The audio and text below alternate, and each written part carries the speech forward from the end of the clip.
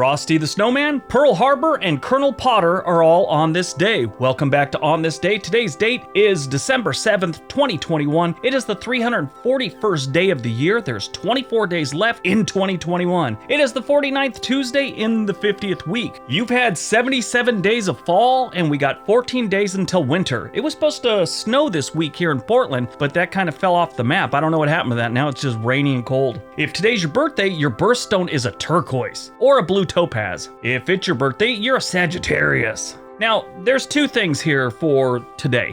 One is National Pearl Harbor Day, which we'll get into later on. But it's also Cotton Candy Day. Cotton Candy Day is a celebration on December 7th for the sweet tooth. The things they write for these days are just ridiculous. Let me break this one down for you. So they got to throw the word in sweet tooth there, joy, and dentist dismay, and a dentist's dismay. So they always throw a little weird joke in there, like raise your water bowl on Dog Day. Just weird.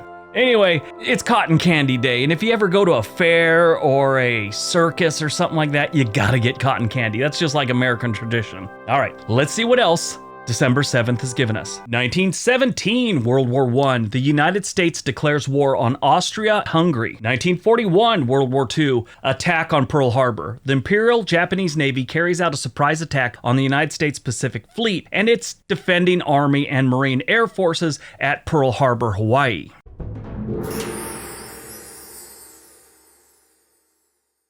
Now, last year I promised to get a little more in depth on this, and today I will. The first thing you should know about the attack on Pearl Harbor, the United States was essentially neutral at this point. We hadn't really joined the war. We had sent advisors here and there, and I know we sent civilian pilots to help the Chinese fight the Japanese in Indochina. Things like that were going on, but we hadn't committed to the war. We were still considered a neutral country. Japan knew this wasn't going to last much longer, and they also knew if we did join the war, they would have problems in the Pacific because we had one of the largest navies on the planet. So they knew if we got into it, they would have battle after battle. So their strategy, which in a way was kind of genius, just attack, try and knock out as much of the U.S. Navy as you can, and then they should have free reign throughout the Pacific and eventually invade Hawaii. If they could control the Pacific Ocean, we would have a hard time getting new ships, new planes, supplies to Hawaii, and they'd eventually be able to have Hawaii as their own and start launching bombing raids to the west coast of the United States.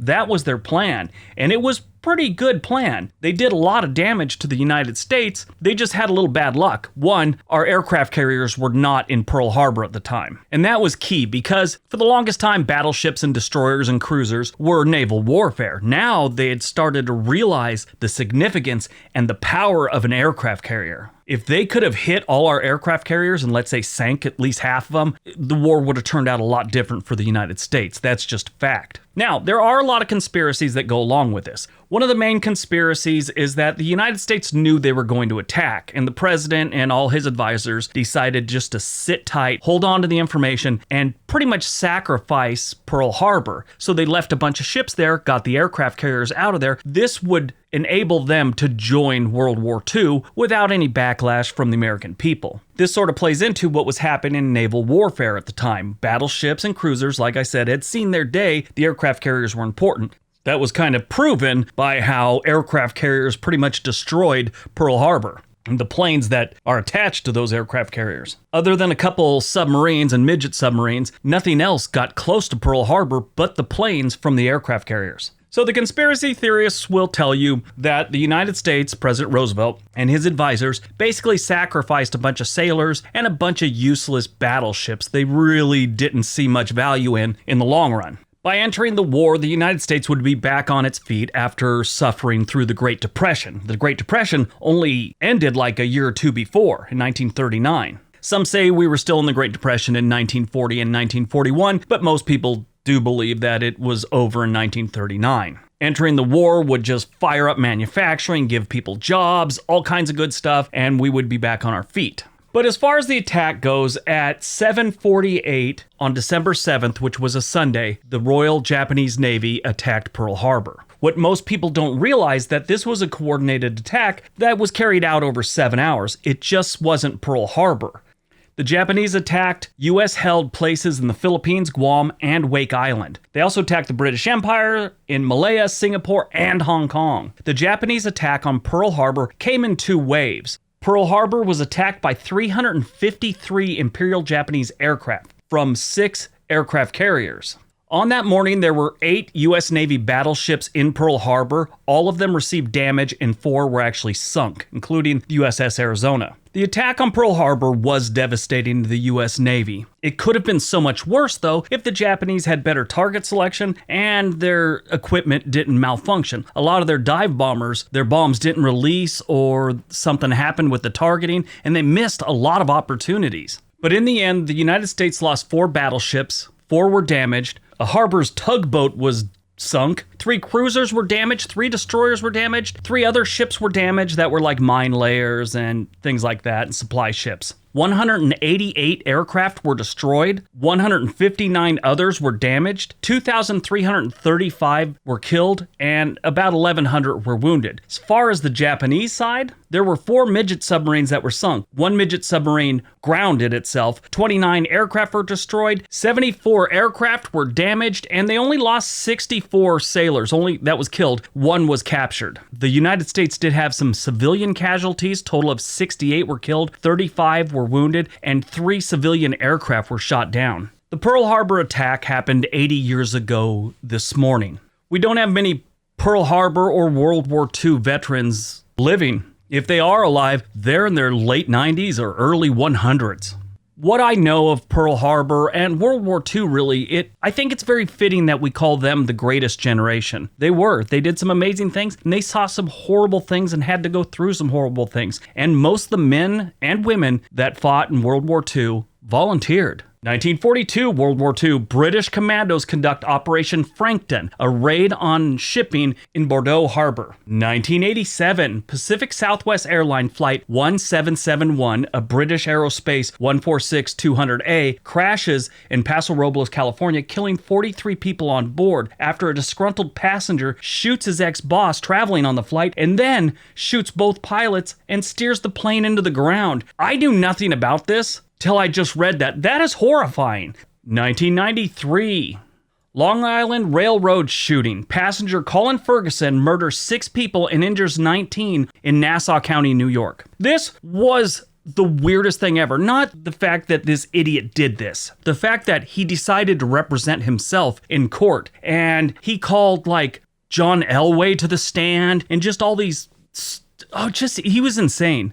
And I don't know if he was trying to get off on an insanity thing, but it didn't work. His whole case was bizarre. He had actually claimed that there was a man named Mr. Sue who had information concerning some conspiracy theories and forced him to do this. At another time, he claimed that he had pulled out his gun to show someone, then he fell asleep and the mysterious person picked up the gun and started shooting people. He also cross-examined people that he had actually shot and asked them things like, was this a normal day on the train? And one guy replied, well, yeah, until you started shooting people.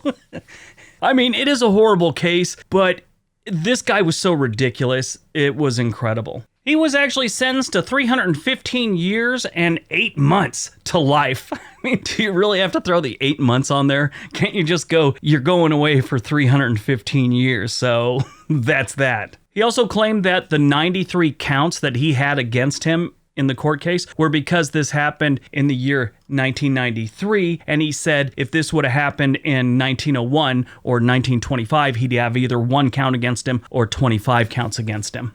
Yeah. Total nut job. Premiered on December 7th, 1969, Frosty the Snowman. Who didn't love that cartoon? It was amazing. I love that one. That's my favorite, I think, of all the holiday shows. I like Charlie Brown's Christmas. That was pretty good too as a kid, but this one was one of my favorites. It's a 25-minute made-for-TV short film about a magical hat that brings a snowman to life. This snowman that comes to life just, kind of makes kids happy and wants them to enjoy the holidays. And then, of course, there's a evil professor that demands the hat back. And if he gives the hat back, Frosty dies. So it turns in this whole thing. TV Guide once ranked the special as one of the 10 best family holiday specials ever. The short went on to spawn 4 sequels, but the first one, the original one, is by far the best. Born on December 7th, 1966, C. Thomas Howell. He's an actor best known for playing Ponyboy Curtis in The Outsiders. He also played in Soul Man. He's appeared on The Amazing Spider-Man, E.T., The Extraterrestrial. Before fame, he became a rodeo champion in the California Junior Rodeo Association at age 12. If you haven't seen The Outsiders, it had everyone. Patrick Swayze, Matt Dillon, Tom Cruise, C. Thomas Howell, like I just said, Ralph Macchio, Diane Lane, had all these great actors at the beginning of their career. Right now on HBO, there's a version of The Outsiders called The Outsiders, the complete novel. Now, when they made the movie, of course, the Hollywood executives get involved and make Francis Ford Coppola start editing the film down so it can get in the theaters and it's not like a 4-hour, 3-hour movie, whatever. The movie is from S.E. Hinton's book of the same name, The Outsiders. It's a great book. If you read the book, which a lot of people do in high school, then they see the movie, you know that there's big parts missing. And Francis Ford Coppola said whenever he talked to anyone about it, they'd always say, why didn't you include this part? What about this part? What about this part? So that's why they came out with this version that includes all the parts that people ask about that had been edited out of the film. Great movie. Died on December 7th. We get 2 this day. 2011, we lost Harry Morgan. He played the role of Colonel Sherman Potter on the television series MASH and Officer Bill Gannon on Dragnet. I loved him. I thought he was a great actor. He always played such a part that, you just like the guy. He just like an older gentleman that you just want to hang out with and talk to. Wonderful man. Also, just last year, we lost Brigadier General American test pilot Chuck Yeager. He became the first person confirmed to break the sound barrier. The plane he used was the Bell X-1. He's from West Virginia, and their main airport in Charleston, West Virginia is named after him, and you gotta be Chuck Yeager to land here and be comfortable with it. It's on the top of a mountain, and it is really uncomfortable to land there. I've landed in a lot of places in my life. That one made me really nervous, especially when the pilot was circling the airstrip looking for a break in the clouds. Yeah, that was real. He was portrayed in the movie The Right Stuff, 1983 movie, which is a great movie, by Sam Shepard. All right, that's today's video. Hope you guys enjoyed it. Hope you got some information out of it. Now go out, have a productive day, be nice to each other.